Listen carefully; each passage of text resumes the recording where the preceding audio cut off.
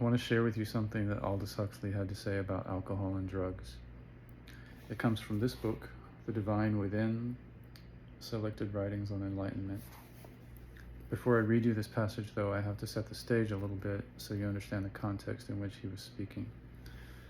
So he is describing the universal human tendency to try to get out of ourselves, to transcend ourselves in various ways, because we are living in such a constant state of pain under the illusion, the spell of believing that we are a separate self. We don't understand our true nature, which is one with everything. We don't feel connected to other people. We feel like this small separate self that's constantly at war with everyone else around us, and we feel cut off from our divine source. And this is such a constant state of pain that we live in, that we seek all kinds of ways to transcend our seemingly small, individual, isolated self, to get out of ourselves, or to transcend ourselves. And he describes different directions that we can go in seeking to transcend ourselves. There's, of course, the traditional upward path of self-transcendence, which is the spiritual path. But the spiritual path is an arduous one, and it's not everyone's cup of tea, and very few people will actually follow that path to its end, if it can be said to have an end. And then he describes a horizontal path of self-transcendence, where we don't necessarily go for lofty spiritual goals, but we go out of ourselves towards institutions like marriage or science or commerce or other things in which we lose ourselves and we transcend ourselves in something that may not seem as lofty and noble as enlightenment, but it's nevertheless a way of kind of going out of the personality and becoming part of something bigger. And then he also describes the downward path of transcendence, in which we go below our personality and we seek to transcend ourselves through more base means. And he describes three of these forms of downward self-transcendence. One of them is alcohol and drugs, which is the passage I want to read to you. Another one is kind of animalistic sexuality that is deprived of intimacy and humanity, and it's just kind of mechanistic. And the third is what he calls crowd delirium, or mob mentality, or losing ourselves in the mob and surrendering to groupthink, losing our capacity for reason and individual thought. So these are three forms that he describes of downward self-transcendence. And I want to read you the passage where he talks about alcohol and drugs as a form of downward self-transcendence. In France, there is now one retailer of alcohol for every 100 inhabitants, more or less. In the United States, there are probably at least 1 million desperate alcoholics, besides a much larger number of very heavy drinkers, whose disease has not yet become mortal.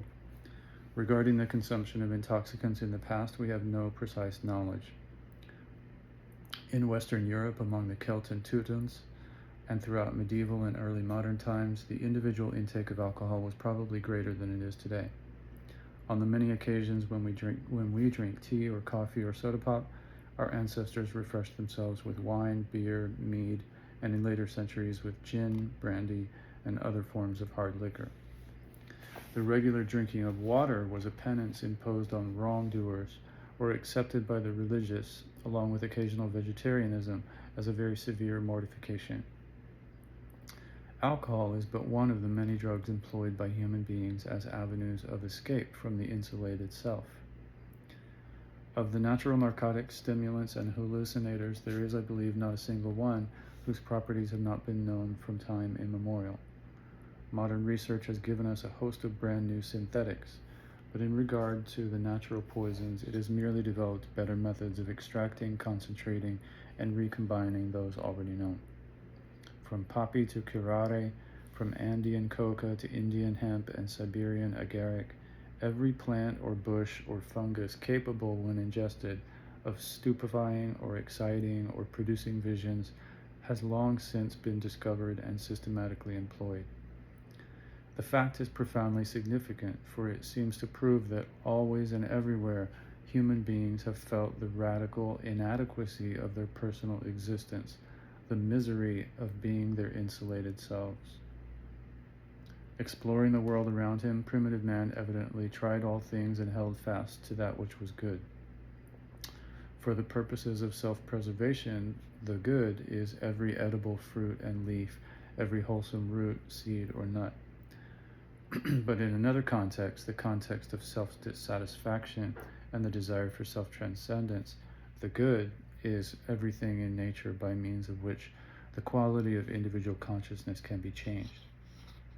Such drug-induced changes may be manifestly for the worse, may be at the price of present discomfort and future addiction, degeneration, and premature death. All of this is of no account.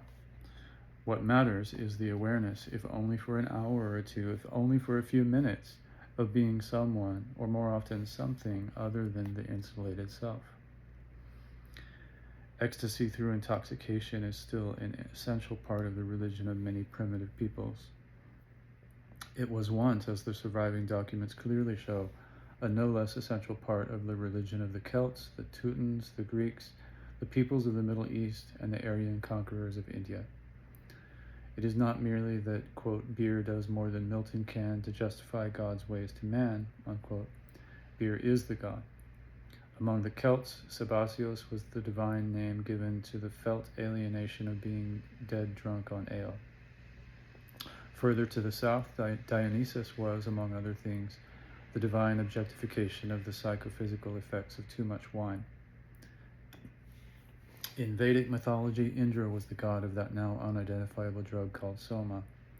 Hero, slayer of dragons, he was the magnified projection upon heaven of the strange and glorious otherness experienced by the intoxicated. In modern times, beer and the other toxic shortcuts to self-transcendence are no longer officially worshipped as gods. Theory has undergone a change, but not practice. For in practice, millions upon millions of civilized men and women continue to pay their devotions, not to the liberating spirit, but to alcohol, to hashish, to opium and its derivatives, to barbiturates and the other synthetic additions to the age-old catalog of poisons capable of causing self-transcendence. In every case, of course, what seems a god is actually a devil.